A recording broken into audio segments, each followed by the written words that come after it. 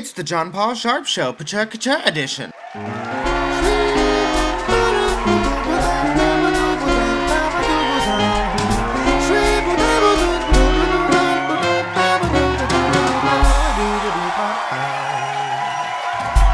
Alright, so let's get started. Okay. Well, I bet you can guess which child there was me. Yes, I've always been a performer and a singer, but it actually took about 20 years for me to be able to identify and tell people with all seriousness that I was a singer.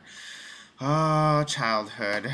Yes, I was what you would call an at-risk teen. I was the only one out of my entire group of friends who graduated from high school, and as of today, I'm probably the least smart out of the bunch. But yes, that's my finger right there. I don't know. So how did I get from point A to point B? This is me singing the national anthem at my own graduation. At that point in my life, I could honestly say that I was a singer. Well, this presentation is going to show you the 4 things that I learned that really changed my life. Breathe. Yes, it seems so common sense, but honestly, most of us are so unaware of our breathing. And breathing is so important for being a good singer. You need to have as much lung capacity as possible to breathe right. Unfortunately, most of us have learned to hold in our stomach just to show people that we're not really as fat as we really are. But the problem with that is that we're actually keeping our stomach muscles from being able to control how much air we can take in. So don't do it, okay? Let that fat come out and be free. So here's what I want you to do at least once or twice a day. Find a flat surface like the floor or a wall and hold your sides just like you see in this picture. If you're breathing in enough air, your sides should expand. Don't worry if it doesn't expand very much at first. It will get stronger as you keep doing this over and over and over again.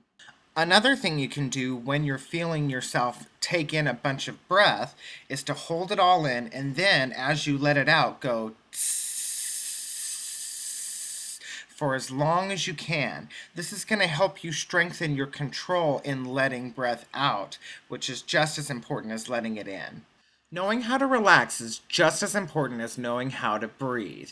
If you're not relaxed on stage, the audience is totally going to pick up on it, and they're going to be so uncomfortable and probably think that you're either a bad singer or you have no experience whatsoever. So the best way to relax is to relax your facial muscles, and a good way to do that is to blow your lips like this.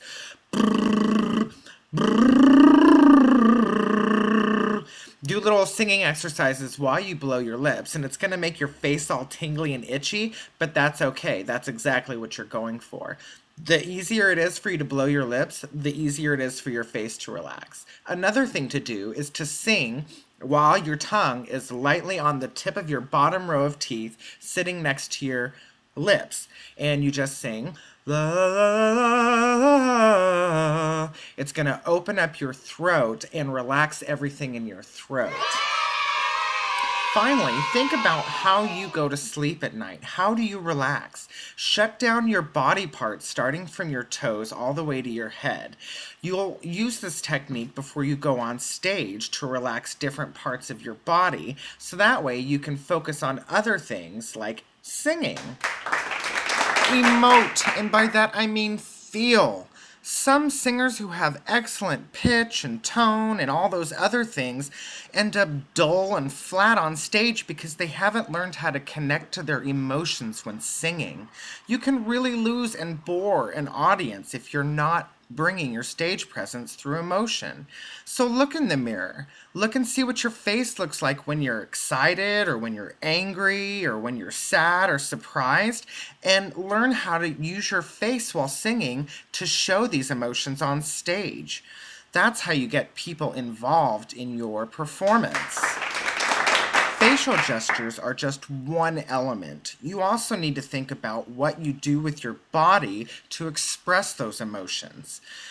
For me, if I want to show the audience that I'm excited while I'm singing, Sometimes the best thing I can do is jump off of a chair as high as I possibly can. Finally, you have to know that you are a singer. There are so many influences out there, like American Idol and X Factor, and even just in school, people are going to tell you that you have to sound a certain way, you have to look a certain way to be a singer.